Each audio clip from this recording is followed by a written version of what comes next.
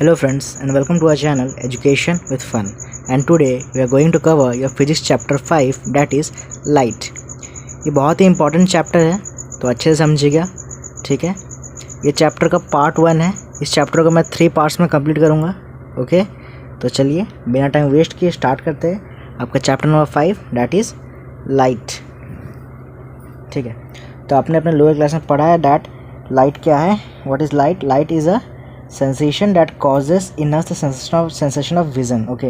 So basically light is anything that help us to see things around us, मतलब वो sensation जिसके कारण हम आसपास के थिंग्स को देख पाते हैं, ऑब्जेक्ट्स को देख पाते हैं, उस सेंसेशन को हम लाइट बोलते हैं। And you also know that light travels in straight line. आपने क्लास 9 में पढ़ा था रेक्टिलिनियर प्रोपेगेशन के बारे में, okay, that light travels in straight line. और ये कब सही होता है? Rectilinear propagation is true only if light propagates through the same medium and the density of the medium does not change. और ये कब लाइट स्ट्रेट लाइन में कब मूव करेगा? तभी मूव करेगा जब हमारा वो लाइट सेम मीडियम में ट्रैवल कर रहा होगा, या एयर में ही ट्रैवल कर रहा होगा या तो वाटर में ट्रैवल कर रहा होगा, कोई भी सेम मीडियम में ट्रैवल कर रहा होगा तभी वो स्ट्रेट लाइन में जाएगा। और सेकंड रीज़न है that density of the medium does not change, मतलब मीडियम का डेंसिटी हमेशा सेम रहेगा जो भी मीडियम में लाइट ट्रैवल कर रहा होगा, ओके। सो नेक्स्ट आ जाओ रिफ्रैक्शन। रिफ्रैक्शन भी आपने पढ़ा होगा अपने लोअर क्लास में। That refraction, the phenomenon due to which a ray of light deviates from its original path while traveling from one optical medium to another optical medium is called refraction. So, refraction क्या है? एक phenomenon जिसके कारण जब एक light रे एक medium में ट्रैवल कर रहा है, ओके, और वो क्या करेगा, वो अपना ओरिजिनल पाथ से डिविएट कर जाएगा। जैसे ही वो क्या करेगा, जब एक ऑप्टिकल मीडियम से दूसरे ऑप्टिकल मीडियम में जाएगा, फिर वो अपने स्ट्रेट लाइन पाथ से डिविएट हो जाएगा, उस फेनोमेनन को हम रिफ्रैक्शन बोलते हैं। So you can say that the phenomenon due to which a ray of light deviates from its original path while traveling from one optical medium to another optical medium is known as refraction, ठीक है। इसका example simple ले लो। जब एक light रे air से travel कर रहा है, एयर से, तो जब वो वाटर में जाएगा तो वो थोड़ा डिविएट हो जाएगा, ठीक है, वो थोड़ा आपको बेंड टाइप का दिखेगा वो लाइट रे, ओके। नेक्स्ट कुछ simple definitions. Incident ray. Incident ray तो आपने इस सब डेफिनेशन में पढ़ा है, जानते हो, एक बार रिवाइज कर लो। Incident ray, a ray of light travelling towards another optical medium is called incident ray, ठीक है। तो इंसिडेंट हम किसको बोलते हैं? जैसे एक रे आ रहा है, वो एक मीडियम को स्ट्राइक करेगा, तो इस रे को हम क्या बोलेंगे? ये रे हमारा हो गया incident ray, okay. That a ray of light travelling from towards one optical medium is known as incident ray. The point of incidence, the point where an incident ray strikes another optical medium is called the point of incidence. जिस point में वो incident ray strike करेगा उस medium को, उस point को हम क्या बोलेंगे? पॉइंट में। जैसे ये रे आ रहा है, वो इस मीडियम को इधर स्ट्राइक कर रहा है, तो ये क्या होगा? ये हमारा हो गया point of incidence, okay. Next normal, a perpendicular drawn at the point of incidence called normal, ठीक है। तो जैसे यहाँ पे स्ट्राइक किया, यहाँ से मैं एक नॉर्मल ड्रॉ कर दूंगा, नॉर्मल, तो ये हो जाएगा हमारा नॉर्मल, मतलब perpendicular line drawn through the point of incidence. Next angle of incidence, okay, the angle with the incident रे mix with the normal is called the angle of incidence, ठीक है। तो हमने जो नॉर्मल ड्रॉ किया उसके साथ जितना एंगल बनाएगा इंसिडेंट रे, उसको हम बोलते हैं angle of incidence. Then is a refracted ray, a ray of light which deviates from its path on entering in another optical medium is called refracted ray. तो हमारा रिफ्रैक्टेड रे क्या है? जब एक रे ऑफ लाइट डिविएट हो गया अपना ओरिजिनल पाथ से, थोड़ा बेंट हो गया, उस रे को हम रिफ्रैक्टेड रे बोलेंगे। देखो जैसे यहाँ से एक इंसिडेंट रे आया, वो एयर का मीडियम में था, और वहाँ से ये वाटर में आया, तो देखो थोड़ा डिविएट हो गया, तो ये हो गया हमारा refracted ray. Then angle of refraction, the angle which the refracted ray makes with normal is called the angle of refraction. यहाँ पे जितना एंगल ये रिफ्रैक्टेड रे बनाएगा नॉर्मल के साथ, उस एंगल को हम बोलेंगे एंगल ऑफ रिफ्रैक्शन, सिंपल। अब आ जाओ द डायरेक्शन, किस डायरेक्शन में रे ऑफ लाइट बेंड करता है, किस पर डिपेंड करता है, okay. Direction which a ray of light bends depends upon number 1 the medium through which a ray of light is initially travelling, number 2 the optical density of the two medium which gives rise to the phenomena of refraction, ठीक है। तो दो condition में depend करता है। पहला condition कि कौन सा मीडियम में पहले लाइट ट्रैवल कर रहा था, ठीक है, मतलब कौन सा मीडियम से रे आ रहा है, एयर से आ रहा है, वाटर से आ रहा है, ग्लास से आ रहा है, कोई मीडियम से रे आ रहा है, कौन सा मीडियम इनिशियली ट्रैवल कर रहा था, उसको हमको देखना है। And second condition is the optical density of the two medium, मतलब जो मीडियम से आया और जो मीडियम में जा रहा है वो दोनों का डेंसिटी कैसा है, दोनों का डेंसिटी कितना है। डेंसर मीडियम वो रेयर मीडियम से डेंसर मीडियम में जा रहा है, या डेंसर मीडियम से रेयर मीडियम आ रहा है। On based on this to conditions the direction of bending of रे विल बी डिसाइडेड। ओके, ठीक है। फिर उसके कारण 3 कंडीशंस हमारे अराइज होंगे। वो कंडीशन क्या क्या है देख लो। Number 1, when a ray of light travels from an optically rare medium to an optical denser medium obliquely, तब क्या होगा, मतलब जब एक इंसिडेंट रे हमारा ऑप्टिकली रेयर मीडियम से ऑप्टिकली डेंसर मीडियम में आएगा तब क्या होगा देखो, ठीक है। When ray of light travels it always bends towards the normal drawn at the point of incidence. In this case the angle of incidence is always greater than the angle of refraction. क्या होगा हमारा, क्या होगा, वो जो refracted रे होगा वो क्या करेगा, नॉर्मल के टुवर्ड्स बेंड कर जाएगा। मतलब थोड़ा देखो, यहाँ से इंसिडेंट रे आया, उसका नॉर्मल पाथ ये होता, बट ये डेंसर मीडियम में आया इसलिए इसी कारण ये थोड़ा नॉर्मल के तरफ बेंड कर गया। देखो यहाँ से ये इधर बेंड कर गया नॉर्मल की तरफ। ओके, और इसमें इससे हमारा क्या हुआ, इंसिडेंट रे का जो एंगल है वो हमेशा ग्रेटर होगा रिफ्रैक्टेड रे का एंगल से। हमेशा हमारा इंसिडेंट रे का एंगल ग्रेटर होगा in when our incident ray travels from optically rare medium to an optically denser medium. Okay, तो हमारा रेयर मीडियम आप जैसे ले सकते हो, एयर हमारा रेयर मीडियम होता है और वाटर हमारा डेंसर मीडियम होता है। जब हमारा लाइट रे एयर से वाटर में आएगा तो थोड़ा नॉर्मल के टुवर्ड्स बेंड कर जाएगा, तो हमको थोड़ा बेंड दिखेगा। Okay, next, when a ray of light travels from an optically denser medium to an optically rare medium it always bends away from the normal drawn at the point of incidence. In this case the angle of incidence is always smaller than the angle of refraction. ठीक है, तो जब हमारा incident ray denser medium से optical rare medium में जाएगा तब क्या करेगा, वो नॉर्मल से अबे चल जाएगा, अबे बेंड होगा, मतलब उससे थोड़ा दूर चल जाएगा। देखो इंसिडेंट रे आ रहा है, उसका नॉर्मल पाथ ये होता, बट वो रेयर मीडियम में आ गया इसलिए वो थोड़ा नॉर्मल से अबे बेंड कर गया, उससे थोड़ा दूर चल गया।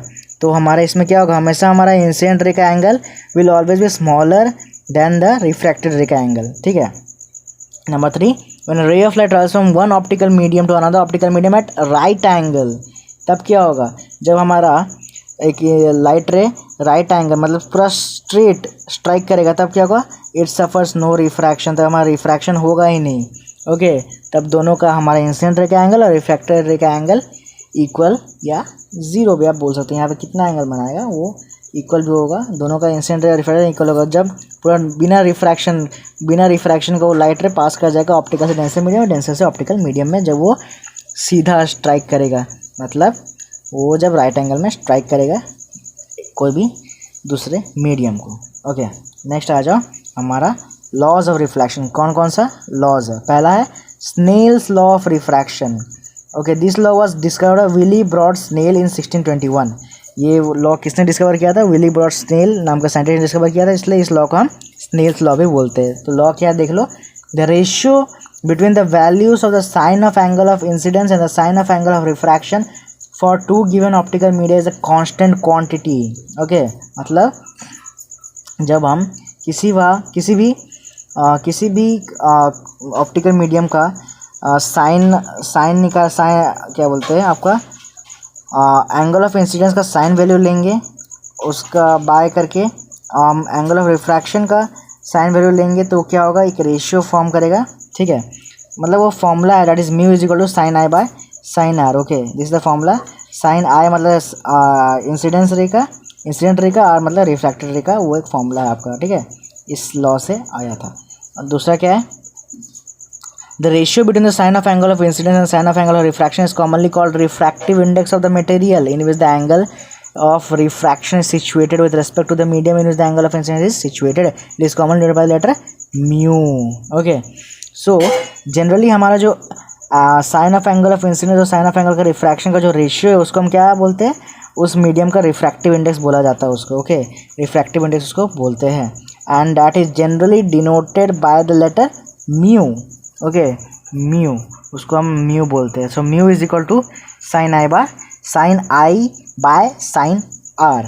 ठीक है, और सुपरस्क्रिप्ट सबसे और जानते ही हो, सुपरस्क्रिप्ट मतलब कौन सा, the medium in which the light was initially travelling and subsequent means the light in means the medium in which the light travels after suffering refraction.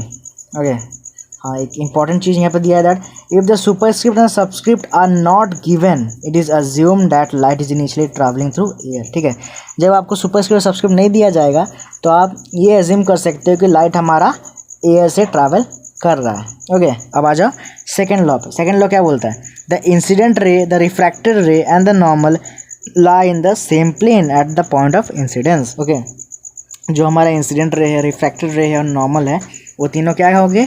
एक ही प्लेन में होंगे। और वो प्लेन कहाँ होगा? एट द पॉइंट ऑफ, जहाँ पे incident strike करेगा वही पॉइंट से हमारे तीनों इंसिडेंट रे, रिफ्रैक्टेड रे और नॉर्मल ड्रॉ होंगे। ठीक है, और ये एक्सपेरिमेंटल वेरिफिकेशन ये आप अपने रेस्पेक्टिव फिजिक्स लैब में करोगे। ये एक्सपेरिमेंट ये वेरीफाई करेगा आपका लॉज और रिफ्लेक्शन, जब दोनों लॉ आपने पढ़ा, इसको वेरीफाई करने के लिए एक्सपेरिमेंट ये आप अपने लैब में करोगे। ओके, नेक्स्ट आ जाओ refraction and speed of light. So speed of light, okay, light has a constant speed of 3 × 10⁸ metre per second for all colours of wavelength in vacuum. ठीक है, तो लाइट का स्पीड क्या है? It is of the order 3 × 10⁸ metre per second. कोई भी colour ले लो या कोई भी वेवलेंथ ले लो, वो सेम ही रहेगा, that is 3 × 10⁸ metre per second. Okay, and it is slowed down. अगर लाइट एक मीडियम से दूसरे मीडियम में जाएगा तो थोड़ा स्लो डाउन होगा। वो slow down, the extent of slowing down depends upon 2 factors. कौन सा 2 फैक्टर है? देखो, number 1 optical density of the medium, number 2 colour और वेवलेंथ ऑफ लाइट। ठीक है, दो कंडीशन पे डिपेंड करता है। पहला है हमारा डेंसिटी ऑफ द मीडियम, कौन सा डेंसिटी, मीडियम का डेंसिटी कितना है, कौन सा मीडियम से कौन से मीडियम में जा रहा है, डेंसर से रेयर में जा रहा है, रेयर से डेंसर में आ रहा है, उस पर। और दूसरा कलर और वेवलेंथ लाइट, कौन सा कलर में वो पास कर रहा है, कौन से वेवलेंथ में वो पास कर रहा है, वो इन 2 फैक्टर्स पे डिपेंड करेगा the extent of slowing down of light. Okay, so it is this slowing down of light which is responsible for the phenomena of refraction. Okay, so यही जो लाइट हमारा स्लो डाउन होता है, इसी के कारण जो रिफ्रैक्शन का फेनोमेना है वो आया है। Okay, so the phenomena of refraction is given by the process of slowing down of light. इसी के वजह से ये हमारा जो टर्म रिफ्रैक्शन है इसका जन्म हुआ। ओके, नेक्स्ट हमारा ये जो म्यू है इसका एक फॉर्मूला है, देख लो, that is velocity of light in vacuum by velocity of light in the given optical medium. इसको लर्न कर लेना। ओके, दैट जो म्यू हम कैलकुलेट करते हैं उसके लिए हम क्या लेंगे? Velocity of light in vacuum by जो भी गिवन मीडियम आपको दिया गया उसमें किस वेलोसिटी ऑफ लाइट से लाइट का वेलोसिटी कितना है उसको आप डालोगे, आंसर निकालोगे। ओके, जो वैक्यूम का है इसका कांस्टेंट फिक्स्ड है, दैट इज़ 3 × 10⁸ बाय जो भी आपका मीडियम दिया जाए उसमें लाइट का स्पीड कितना है, वेलोसिटी कितना है, वो डाल के आप आंसर इजीली निकाल लोगे। और ये जो रिफ्रैक्टिव इंडेक्स आएगा, म्यू का वैल्यू आएगा, उसको हम क्या बोलते हैं? एब्सोल्यूट रिफ्रैक्टिव इंडेक्स बोलते हैं। ओके, नेक्स्ट आ जाओ लैटरल डिस्प्लेसमेंट। लैटरल डिस्प्लेसमेंट क्या है? The perpendicular shift in the path of the incident ray while emerging out from an optical slab is called lateral displacement। मतलब देखो, जब इंसिडेंट रे एक मीडियम से दूसरे मीडियम में आएगा, ओके, और जब इस मीडियम से वापस बाहर निकलेगा तो जितना इसमें शिफ्ट हुआ होगा ओरिजिनल पाथ और जो रिफ्रैक्शन होने के बाद जितना जो पाथ में रे गया है उस पाथ का जो डिस्टेंस होगा उसको हम लैटरल डिस्प्लेसमेंट बोलते हैं। मतलब देखो, जब इंसिडेंट रे आ रहा है तो उसको ओरिजिनल पाथ ये है, उसको यहाँ से जाना चाहिए, बट ये जब ये रेयर मीडियम से डेंसर मीडियम में आया तो थोड़ा बेंट होगा, नॉर्मल की तरफ बेंट होगा तो ये इधर बेंट हुआ। फिर ये जब डेंसर मीडियम से वापस रेयर मीडियम में आया तो ये नॉर्मल से अवे बेंट होगा तो थोड़ा बाहर की तरफ बेंट हुआ। उसके बाद जितना डिस्टेंस बना उस डिस्टेंस को हम बोलेंगे lateral displacement of the ray of light which was going. Okay, so the perpendicular shift in the path of incident ray while emerging out from an optical slab is called lateral displacement। ये किस किस condition पे depend करता है आओ देखो। Number 1, lateral displacement directly proportional to the thickness of the optical slab। मतलब जितना हमारा थिक होगा वो ग्लास स्लैब या ऑप्टिकल स्लैब जो ही बोलो, उससे वो लैटरल डिस्प्लेसमेंट डायरेक्टली प्रोपोर्शनल होगा। मतलब जितना मोटा हमारा ग्लास स्लैब होगा उतना ज़्यादा लैटरल डिस्प्लेसमेंट होगा, जितना पतला ग्लास स्लैब होगा उतना कम लैटरल डिस्प्लेसमेंट होगा। Second factor, lateral displacement directly proportional to the refractive index of the optical material. मतलब जो भी मटेरियल हमको गिवन किया गया है उसका रिफ्रैक्टिव इंडेक्स अगर ज़्यादा होगा तो उसका लैटरल डिस्प्लेसमेंट भी ज़्यादा होगा, और अगर उसका रिफ्रैक्टिव इंडेक्स कम होगा तो उसका लैटरल डिस्प्लेसमेंट भी कम होगा। Third, lateral displacement directly proportional to the angle of incidence, मतलब जितना एंगल ऑफ इंसिडेंस में वो स्ट्राइक करेगा वो मटेरियल को, अगर वो ज़्यादा है तो हमारा लैटरल डिस्प्लेसमेंट भी ज़्यादा होगा, और वो एंगल ऑफ इंसिडेंस जिसमें वो स्ट्राइक कर रहा है वो कम है तो हमारा लैटरल डिस्प्लेसमेंट भी कम होगा। Number 4, lateral displacement is inversely proportional to the wave length of light. ठीक है, मतलब अगर हमारा वेव लेंथ ऑफ लाइट जो भी मटेरियल में वो ट्रैवल कर रहा है, अगर उसका वेव लेंथ ज़्यादा है तो लैटरल डिस्प्लेसमेंट कम होगा, लैटरल डिस्प्लेसमेंट अगर ज़्यादा है तो उसका वेव लेंथ कम होगा। सिंपल। नेक्स्ट आ जाओ, principle of reversibility of light. ये प्रिंसिपल क्या बोलता है? According to the principle of reversibility, if a ray of light travels from medium A to medium B along a certain path, it will follow exactly the same path while traveling from medium B to medium A। मतलब light एक path को follow करेगा। Simply बोलूँ तो अगर light ये path से जा रहा है, ओके, मतलब ये ए हो गया, ये बी हो गया, लाइट ये पाथ से गया, ए टू बी गया, ओके, तो जब उसको बी टू ए आना है तो वो यही पाथ फॉलो करके आएगा। ठीक है, और कोई पाथ से वो नहीं आएगा।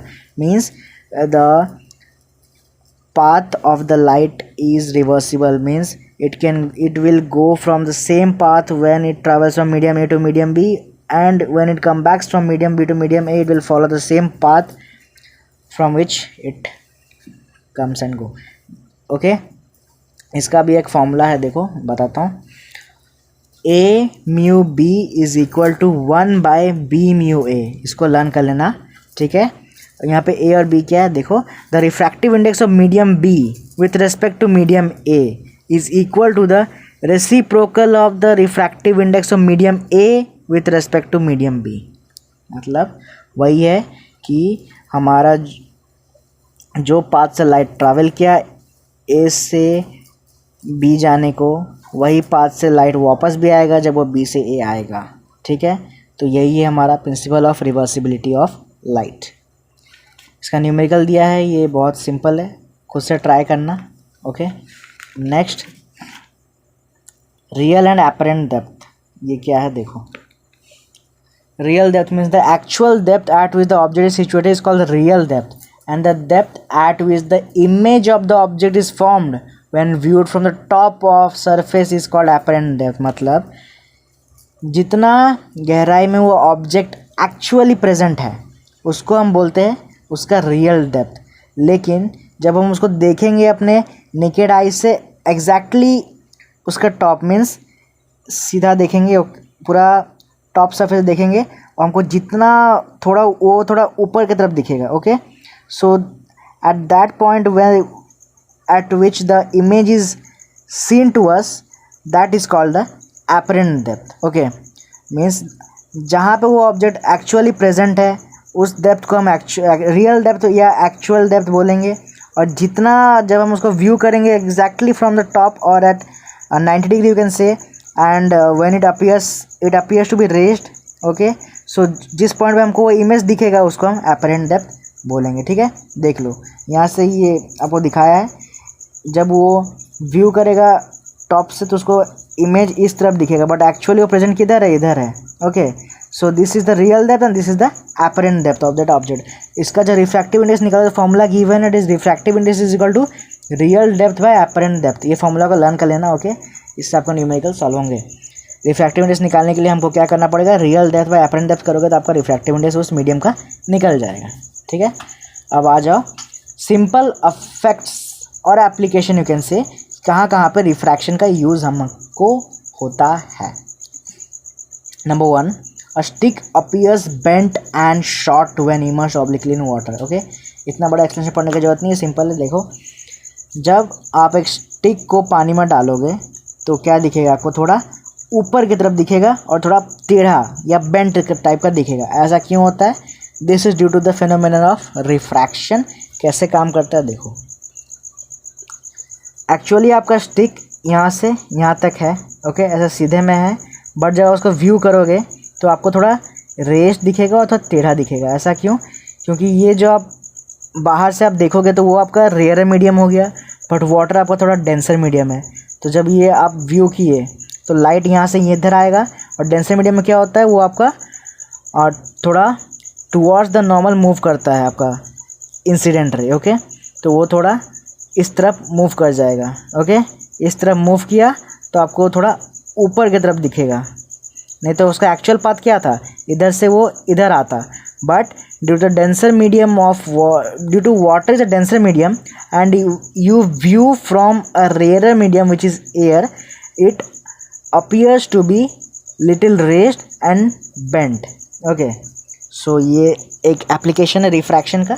Second, the bottom of a beaker filled with water appears raised।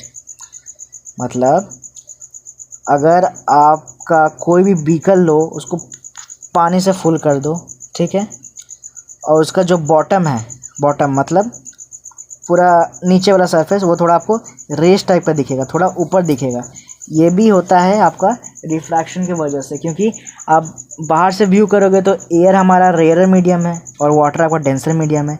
तो लाइट जब रेयर मीडियम से डेंसर मीडियम को जाएगा तो वो टुवर्ड्स द नॉर्मल मूव करेगा, जिसकी वजह से वो इमेज थोड़ा ऊपर फॉर्म होगा, तो आपको थोड़ा ऊपर दिखेगा, बट एक्चुअली उसका जो बॉटम वो थोड़ा और नीचे होता है। ठीक है, so this is another example of refraction. Third, apparent position and twinkling of stars. ये इंपॉर्टेंट है, आप थोड़ा देख लेना, इसको पढ़ता हूँ मैं, देखो। Okay, the atmosphere consist of a number of parallel layers, ये तो आपने ज्योग्राफी में पढ़ा ही है, of air of varying density such that the most dense layer is near the surface of the earth and the least dense layer is the topmost layer. These layers of air are not stationary but continuously intermingle, thereby rapidly changing the density of one or more layers of air. Intermingle मतलब वो मर्ज होकर रहता है। Okay, देखो एक figure given किया, अच्छा figure given किया, देखो ये देख लो, जैसे ये बहुत सारा हमारा ये पूरा एटमॉस्फेयर है, बट ये बहुत सारा उसका लेयर हो गया, और हर एक लेयर का डेंसिटी अलग अलग होगा। ठीक है, ये तो आपने पढ़ा ही होगा, हर एक लेयर का डेंसिटी तो अलग अलग होगा। तो जब लाइट आ रहा है, ट्रैवल कर रहा है, तो वो इस पोजीशन से इस पोजीशन में आया तो यहाँ पे उसका अलग डेंसिटी मिलेगा, वहाँ से इधर आया तो यहाँ पे उसका अलग डेंसिटी मिलेगा। ठीक है, तो डेंसिटी वैरी कर रहा है तो आपका पोजीशन भी थोड़ा वैरी होगा।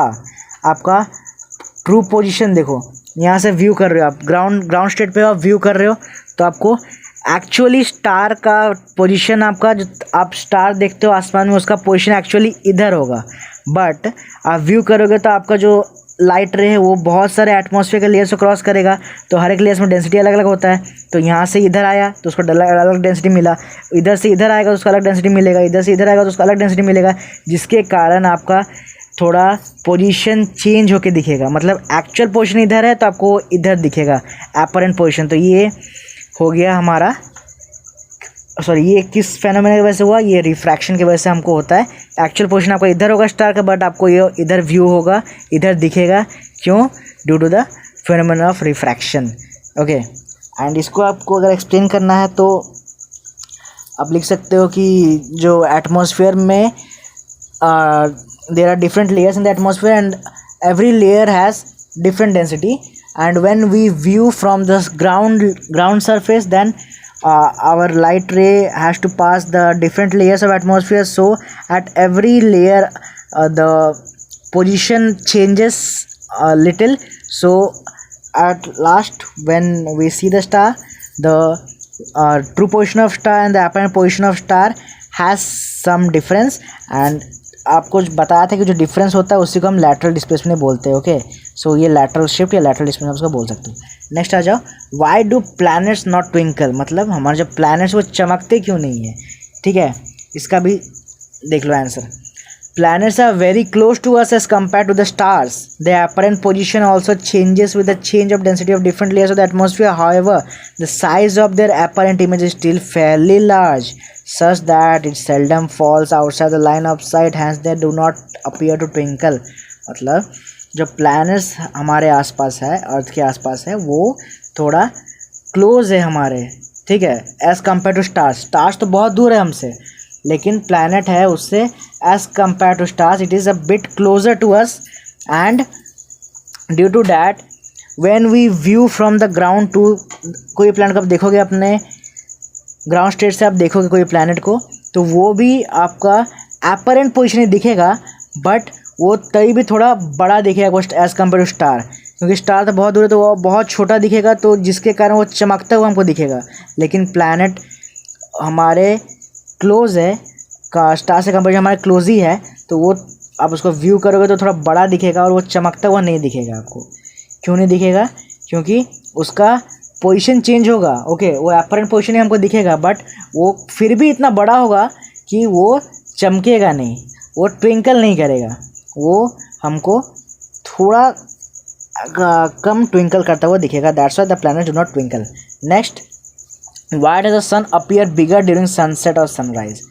ठीक है, तो इसके पीछे भी आपका यही फेनोमेनन है रिफ्रैक्शन की। हमारा सन क्यों बड़ा दिखता है सनराइज के समय और सनसेट के समय? क्योंकि ओके देखो, पढ़ लो। Further on, even when the sun is below the horizon, it manage to reach the earth due to refraction. This in a way gives rise to twilight, thus refraction is increasing length of the day.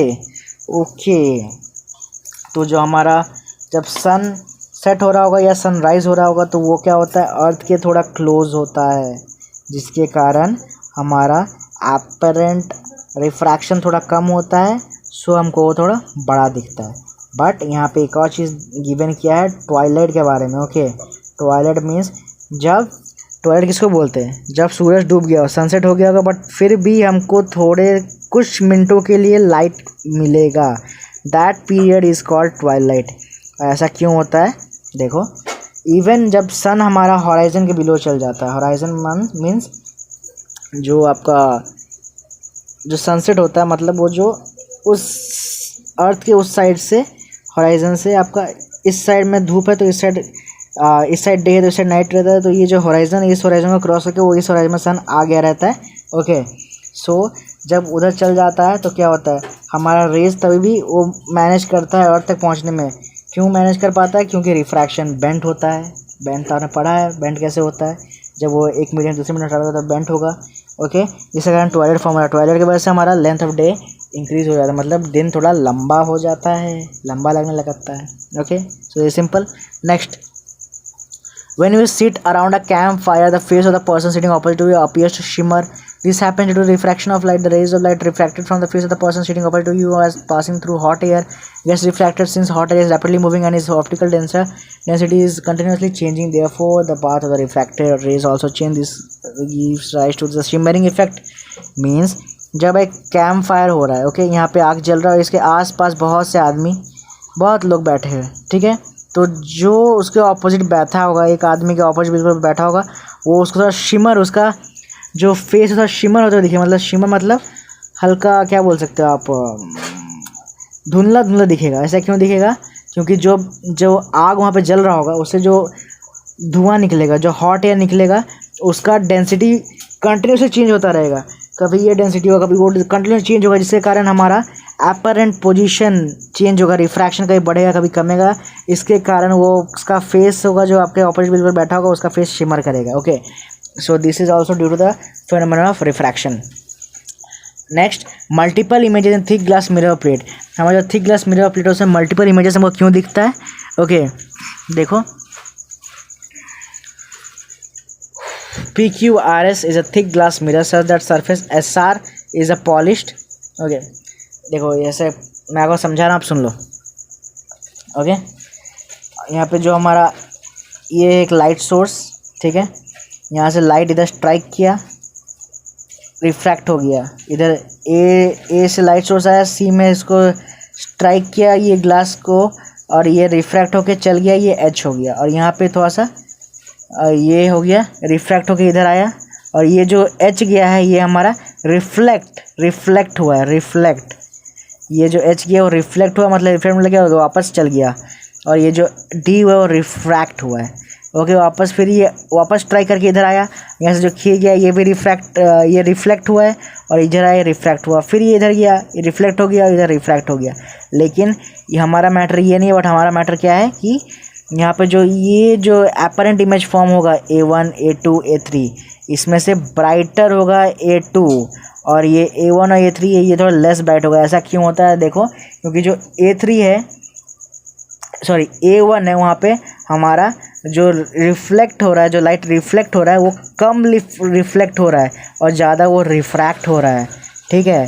सो हमारा image वो थोड़ा less bright होगा। But जो A2 है, A2 जो form हो रहा है वहाँ पे हमारा रिफ्रैक्ट कम हो रहा है और रिफ्लेक्ट ज़्यादा हो रहा है। यहाँ पे हमारा रिफ्रैक्ट कम हुआ है बट रिफ्लेक्ट ज़्यादा हुआ, जिसके कारण हमारा यहाँ पे ब्राइट इमेज फॉर्म हुआ है। और जो A3 है यहाँ पे हमारा रिफ्लेक्शन भी लेस है और रिफ्रैक्शन भी लेस है, इसलिए हमारा यहाँ पे पूरा डिम इमेज फॉर्म होगा, पूरा लाइट इमेज फॉर्म होगा। Okay, so this was the phenomenon of multiple image in thick glass mirror plate. तो ये आपका पार्ट 1 है।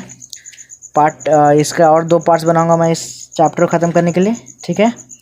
तब तक आप पढ़ो इसको, जहाँ तक पढ़ा है उसको समझो। नेक्स्ट पार्ट में मैं आगे कवर करूँगा।